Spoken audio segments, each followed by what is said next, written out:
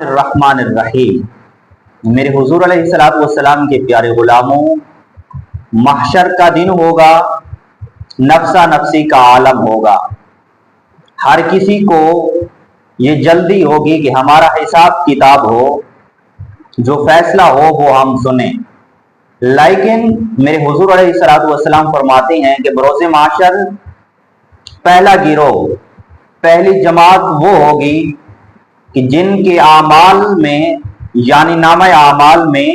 اچھے اعمال زیادہ ہوں گے، برائیاں ان کی کم ہوں گی۔ میرے حضور علیہ الصلوۃ والسلام فرماتے ہیں کہ جب ان لوگوں کا حساب ہوگا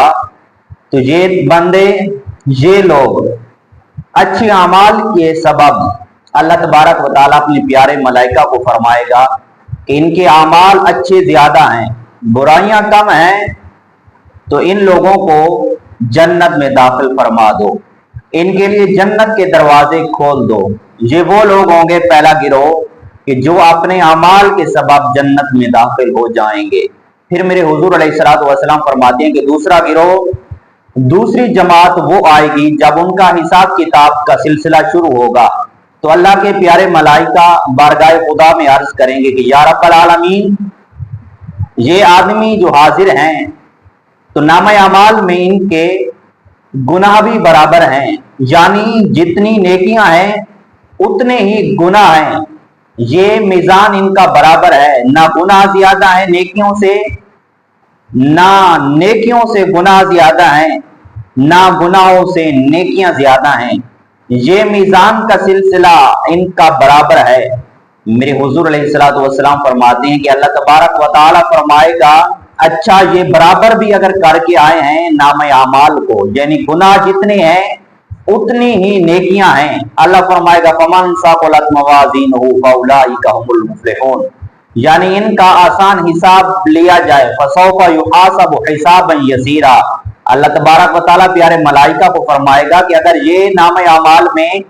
برابر اعمال بھی لے کر آئے ہیں تو ان کا آسان آسان حساب کرو۔ پھر اللہ تبارک و تعالیٰ فرمائے گا کہ ان کو جنت میں داخل فرما دو، ہم نے ان کے لیے جنت کے دروازے کھول دیے ہیں، ان کو جنت میں داخل فرما دو۔ پھر میرے حضور علیہ الصلوۃ والسلام فرماتے ہیں کہ اب تیسرا گروہ آ جائے گا، تیسری جماعت آئے گی جن کے نامہ اعمال میں چند نیکیاں ہوں گی، چند اچھے اعمال ہوں گے، باقی سارے گناہ میں ان کے نامہ اعمال میں باقی سارے گناہ ہوں گے، ان کا نامہ اعمال دفتر گناہوں سے پر ہوگا۔ اللہ کے پیارے نوری ملائکہ بارگاہ خدا میں عرض کریں گے یا رب العالمین، یہ بندے ایمان والے تو ہیں لیکن ان کے نامہ اعمال میں چند نیکیاں ہیں، باقی سارے ہی گناہ ہیں۔ میرے حضور علیہ الصلوۃ والسلام فرماتی ہے کہ ان کے لیے تو اللہ کی بارگاہ سے یہ آرڈر آ جائے گا کہ آئے ملائکہ، اگر ان کے نامہ اعمال میں نیکیاں کم ہیں، سارے گناہ ہیں، تو ان کے نامہ اعمال کے سبب ان کو جہنم میں داخل فرما دو۔ میرے حضور علیہ الصلوۃ والسلام فرماتے ہیں کہ جب ان کے لیے جہنم کا حکم آ جائے گا تو وہ بندے دوڑیں گے کہ کوئی ایسی ہستی ہمیں مل جائے، کوئی ایسی شخصیت ہمیں مل جائے جو اللہ کا محبوب ہو،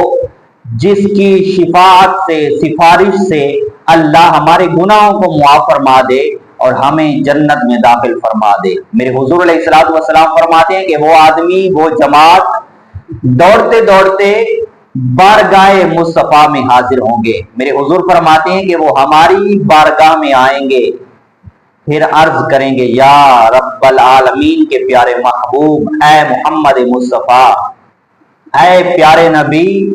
ہمارے لیے اپنی اللہ کی پاک بارگاہ میں دعا کریں کہ اللہ ہمارے گناہوں کو معاف فرما دے اور اللہ ہمیں جنت عطا فرما دے۔ میرے حضور علیہ الصلوۃ والسلام فرماتے ہیں کہ یہ تیسرا گروہ ایسا خوش نصیب ہوگا کہ جو میں محمد مصطفیٰ کی شفاعت سے، سفارش سے اللہ ان کو جنت عطا فرما دے گا۔ تو بظاہراً پہلا گروہ اگر دیکھا جائے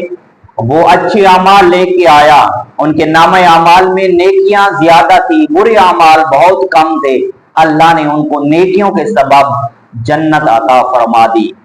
وہ بھی اچھے ہیں کہ نیکیوں کے سبب جنت میں جا رہے ہیں، لیکن اگر دیکھا جائے کہ یہ آدمی، یہ جماعت، تیسرا گروہ کتنا خوش نصیب ہے جو پیارے نبی اکرم سرکار دو عالم صلی اللہ علیہ وسلم کی پیاری شفاعت سے جنت میں داخل ہو رہا ہے۔ اگر آپ جتنے بھی گناہگار ہیں،